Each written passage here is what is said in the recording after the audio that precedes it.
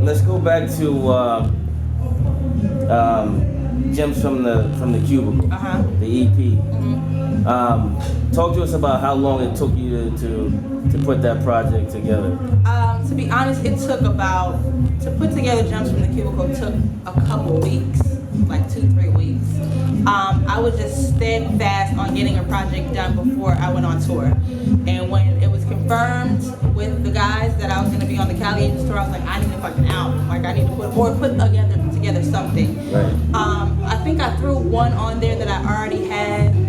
So glad I had already had on Dirty Diggs' previous project, the Robin project, right. And then I just cooked up 6 more. And I was writing that whole project at work, at my cubicle, on my lunch break, on the bus to the studio, and so that's literally, those were the gems that I was giving y'all from my cubicle, from those 4 walls. So The title of the project came together. yeah, well, Explain that. originally it's funny. Originally the project I had something corny slated.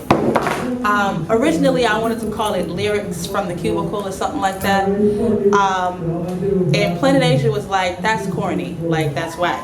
And I was like, what you mean? He was like, lyrics, so that's so like hip-hoppity, corny, like that's just not fly enough. And I was like offended, like what are you talking about? He was like, you need to like come up with something like medallions or some shit like that.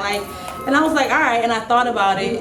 And I kind of agreed. I was like, okay, well maybe Gems from the Cubicle, because the idea was to drop it in June, and I'm a Gemini, and I'm trying to give, jewels or whatever from the Cubicle. So that's how the Gems came about. Okay. Yeah. What would you say is maybe your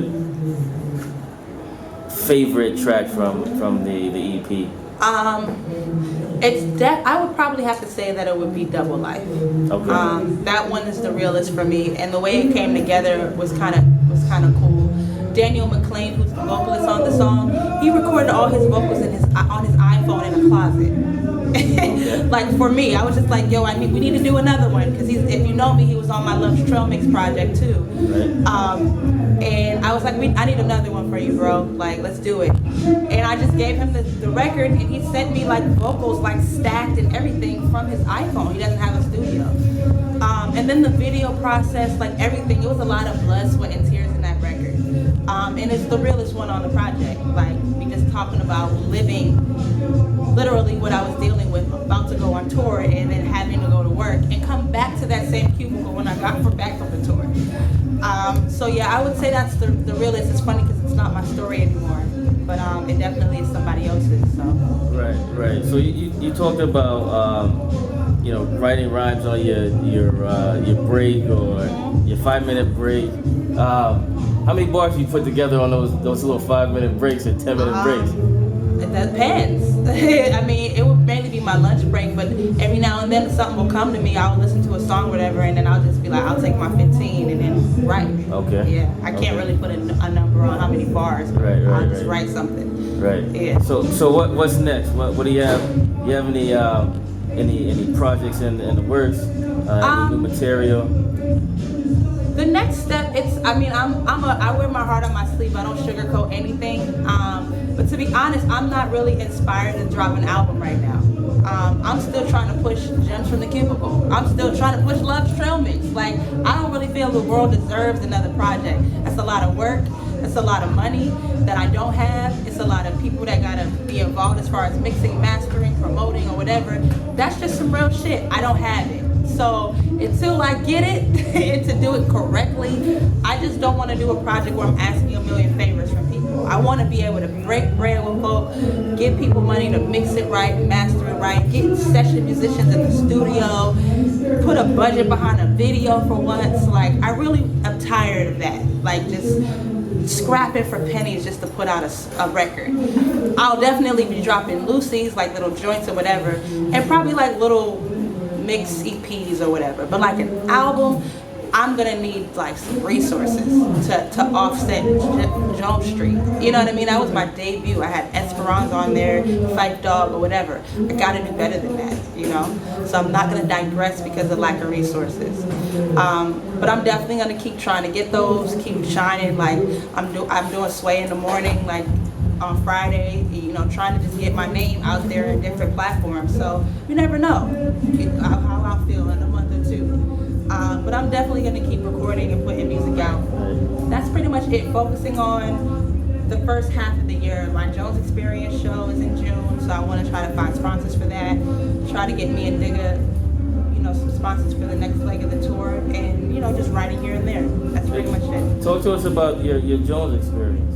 Yeah, that's my annual show that I always do on my birthday. Every now and then I didn't do it on my birthday just because of where I was in the world or whatever. But that's what I love to do, and I don't usually get gifts on my birthday. When you're grown, you don't usually get them. Right. So I want to give myself something, and it's just, I'll spend money to get the people I like on a show for me. And when I was living in Atlanta, I did my first one, and it was like amazing. I had Avery Sunshine, Shantae Can, like these are like really dope singers. And then I had all the homies from Atlanta, like it was sold out. It was my first show that I did. So from there, that I kind of tried to keep that going, and annually, whether it was an album release or something, do whatever. So it wasn't called the Jones Experience. I don't think I titled it something official until I got to LA. And last October was amazing. Like I had Kass, I had Planet Asia, I had Chocolate, ill-ass vocalist. I had Alex Isley, who's Ron Isley's niece, who's an amazing vocalist, and I had Afion Crockett come, who's a comedian who raps, like amazing, like packed. And that was just like, okay, I have to do more of this. And my birthday last year, that's when I brought Rah Digga. Kass came, and Planet Asia as well came again and rocked on Kass's set. And I had 2 vocalists as well. And the point is to have a full band for everybody. We all rock. We don't do this track shit no more. We all gonna rock to a band, and we're all gonna rock with the same band. Because I sing and rap, I like to have both of those elements, and comedy and an LDJ all on the show. This is supposed to be like, this is the Lyric Jones brand. This show is what Lyric is. And everybody loves it. I bring beautiful women out, and guys are cool, and all races, and LA has been really showing love for the Jones Experience. So I want to do it better than last year. So I got to sit back and marinate on who I want and how I'm gonna get them. so when is that planned for next year? My birthday's June 10th, so it'll probably be June 10th because it falls on a Saturday. So I'm gonna try to do it that weekend. Okay. Yeah. Now LA's a different city. Yeah. When you talk about entertainment. Yeah. How long did it take you to transition? Did you move from Atlanta or from Boston to? I moved from Atlanta to LA. To LA? And it took a while, and it's still taking a while. Like I'm not completely, I'm settled, but that's all relative as what you consider settled. Like I kind of shuffled up my settledness when I quit my job, so it's like I'm unsettled again.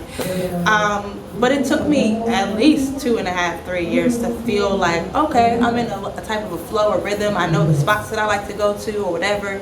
I don't think I really did a show or anything like that. It took a year. And even that, people were shocked to see that I got adjusted, like did a show of my own. But yeah, it takes a while. And the hip hop community, as far as me even knowing cats in that lane, took even longer than that. And I actually credit Rah Digga to that because I was complaining to her. I was like, man, LA don't got shit. I don't see them. Where they at? Like, I hear about them, these West Coast folk, but I don't never see them nowhere. You get these huge mainstream shows with Game or whomever, and then you get like the little like coffee shop joints that are just like not really worth the time to go to all the time, you know? Never get like a scene like what I'm used to in Atlanta. She's like, you don't know Planet Asia and Kass and Feel the Agony and you don't know none of them? I'm like, no, where they at? She's like, all right. Well, I want to say about 2 months later, she called me and was like, I got a show that I'm doing in LA. I want you to open up. I want you to perform. And that's where I met Tri-State and Planet Asia. And the rest is history from that.